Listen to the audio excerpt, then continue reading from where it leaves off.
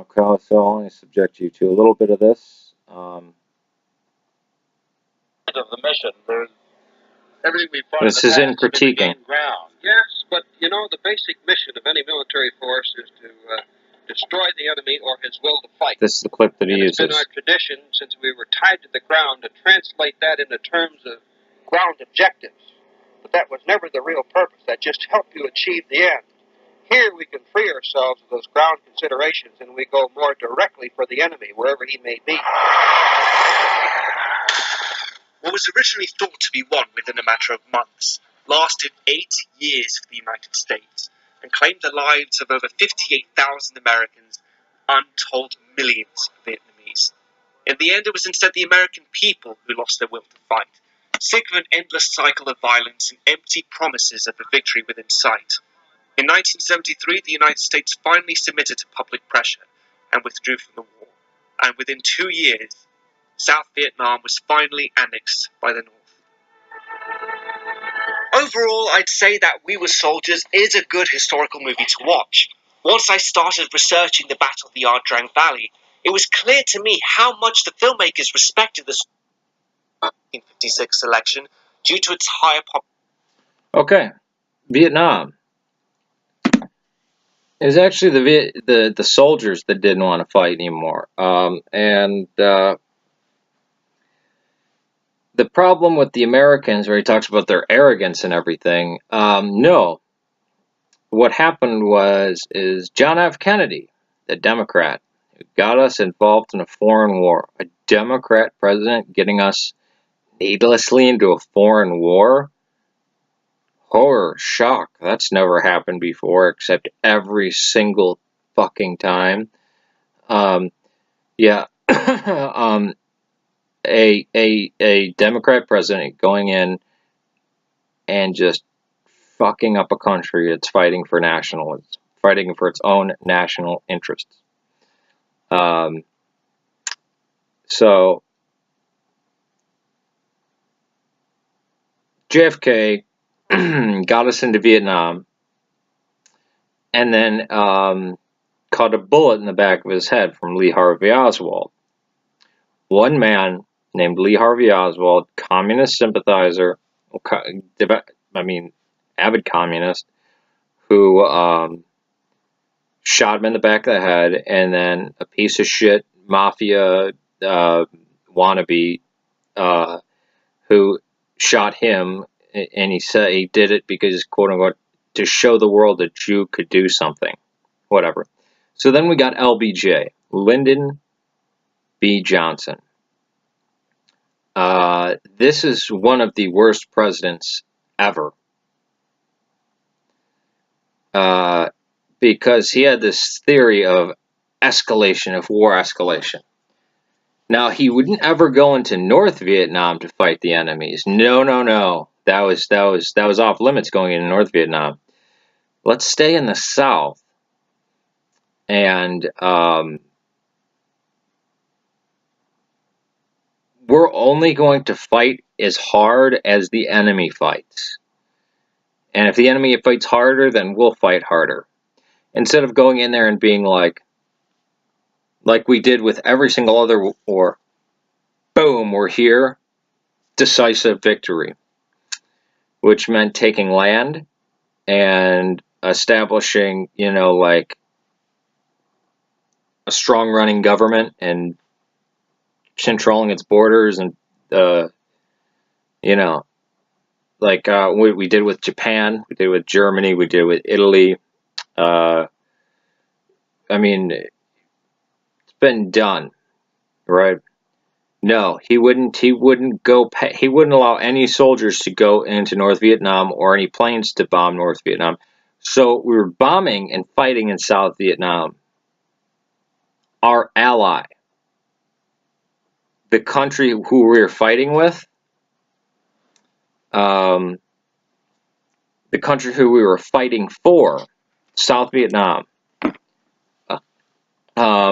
So it was them that we were killing a lot of times, and their villages that were getting all messed up. And this war actually messed up a lot of other countries around it, like Cambodia and we got Pol Pot, and one of the worst genocides mankind has ever seen. And it was actually the Viet Cong that had to stop them. Well, all the hippies and peace marches and everything, that didn't do anything. What happened is that people were sick and tired of this crap, and Johnson was just a dick all around. I mean, he was a terrible human being by any measure.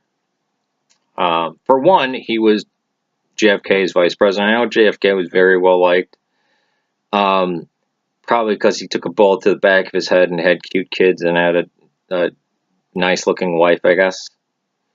But yeah, all the Kennedys were assholes. But this guy named Nixon, who everybody hates now, right? Bad guy, terrible guy, because he tape recorded himself and meetings with people in private, and that was his own private business. And Watergate happened, and he didn't know about it. And I don't know if somebody can explain this to me, of why Nixon should have been impeached or anything, or even left office. I try. But guess what happened? He said, you know what? We're not screwing around anymore, because we were getting a lot of Americans killed, and we were killing a shit ton of Vietnamese, and it was only making the resolve stronger. And plus, the Vietnamese could always just run into North Vietnam, the communists, right? They had the North Vietnamese army, and then they had what get called the Viet Cong, the men in the black pajamas who didn't wear a uniform, who could just strike at anywhere. Some of the prostitutes in Saigon were working for the North Vietnamese.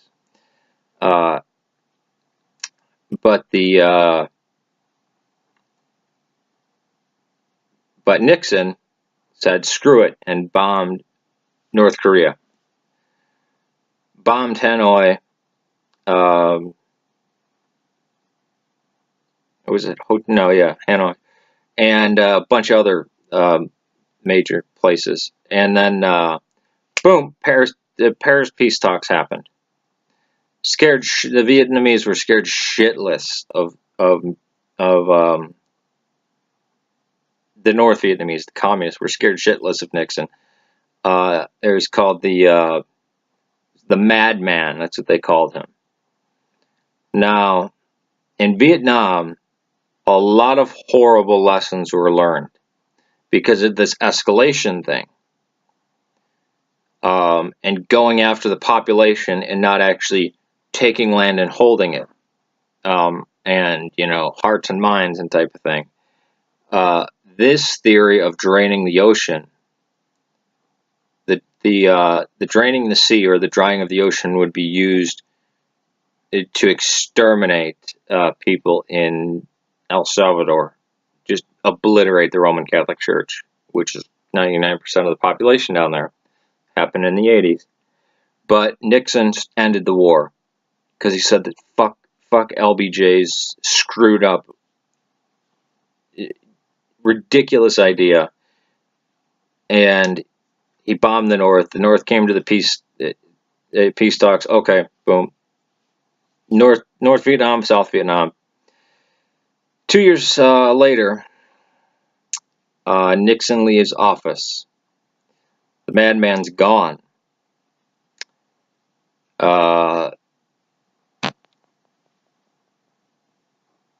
North Koreans come down.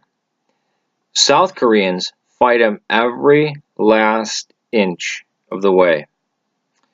And everyone in South Korea was trying to flee. And the Americans, and if you ever want to see, if you ever want to talk shit about the American Army, and the American Army has done some messed up things, the men who served in Vietnam cared about the Vietnamese people. You have to understand, the Americans love the Cuban people. they hate Castro. Or hated, I think he's dead now, fucker. We loved the Russians. We hated the Soviet communists that ruled over them. We always hated the communists' governments. We realized that people were oppressed and we wanted to liberate the people. We were never enemies with any of these people groups. So they're pushing helicopters, millions of dollars worth of helicopters off of aircraft carriers just to get more people on. And they were even filling up fishing boats and bring them out there. Just to get these people to safety because they feared the worst. And some people did spend, a decade in re-education camps, and other people were executed for working with the Americans. But they were trying to save as many people as possible. But yeah, America, we lost the war because of the will of the people. No, it's because Nixon bombed the shit out of North Vietnam,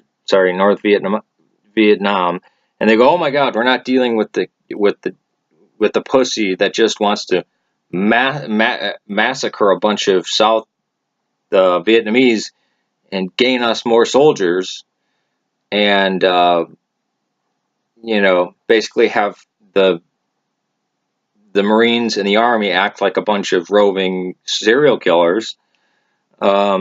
This guy actually wants to defeat us, and can hit us where it hurts. Bombing South Vietnam, you're bombing your ally. You're bombing the friend, right? That's like if in the Civil War, the North would go, okay, this is how we're going to defeat the South. That rogue rebel state. Let's bomb New York City. Actually, that actually happened. Let's burn down Chicago. Let's kill everyone in LA. I think there was only 300 people in Los Angeles at that time anyways. I think San Francisco was bigger than Los Angeles at the time of the Civil War, but whatever. Let's, and let's just start killing people in Vermont. Like, it didn't make sense. Let's look for spies and traitors. Yeah. No, so, yeah. The Americans and the South Vietnamese army, along with Australia, I might add, who was side by side with us there,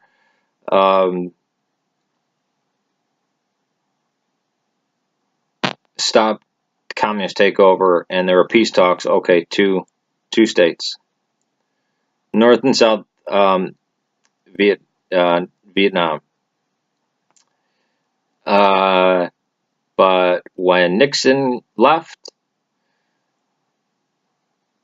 there was no threat anymore. Americans weren't.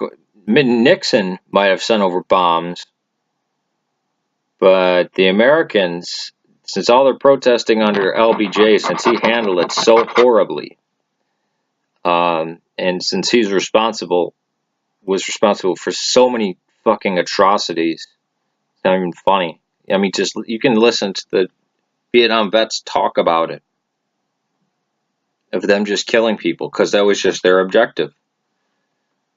This escalation theory. I mean, who the hell fights a war like that? Yeah.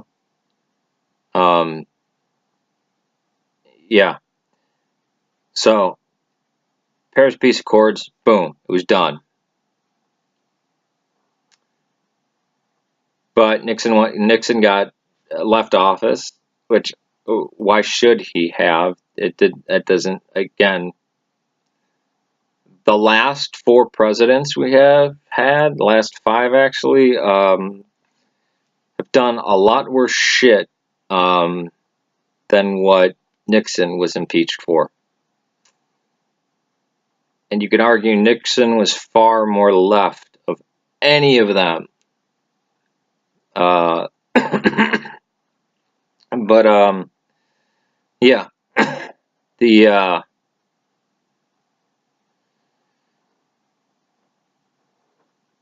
I mean, just look, it's just basic history, man. But Agora, that's my main bone to pick with that. But the Agora review, and it won't upload because it's 15 minutes. This will upload, but if it gets 16, it won't upload. I'm gonna have to do that one in sections. I hate doing videos in sections because nobody likes watching things in sections, except for me, obviously. Peace to you.